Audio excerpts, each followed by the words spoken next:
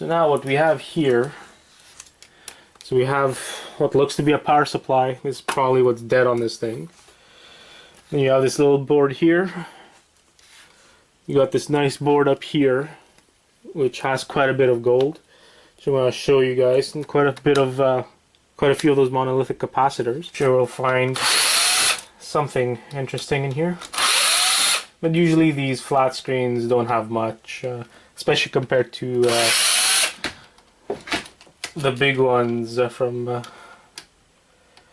those big CRT monitors from back in the day. Those had quite a bit of aluminum and obviously copper.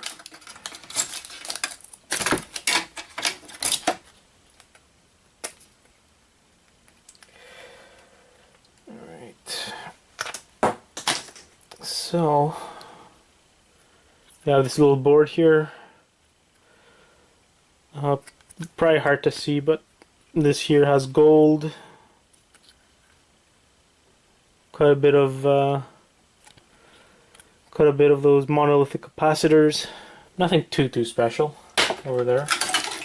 This is what's dead, and yeah, I can see here this transistor has popped, so that's why it's not working anymore. You can see it's hard to tell, but this one is flat on the top and this one kind of has like a little bump, so we know this is the bad one. So definitely a power supply issue. This is metal, so obviously, or metal, obviously it's metal, meaning steel. So no aluminum or anything there. Let's take out the power supply. See if there's anything else in there. Take a closer look. So, this is the power supply. Obviously we've got some copper here. If you want to break it up, same thing here. Break it up, take out the copper. If not, we have some copper bearing motors. A little bit of copper here. Some aluminum. Some more copper in here.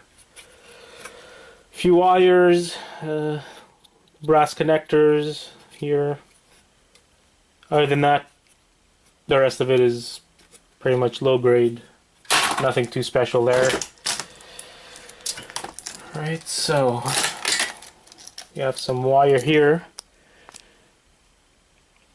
with gold pins. Gold pins. I've actually been collecting gold lately. Not from fingers or anything, but from wires, because I get quite a few wires similar to this and some other nice gold bearing material that's small enough to store instead of, you know, piles and piles of fingers and everything. I'm collecting them.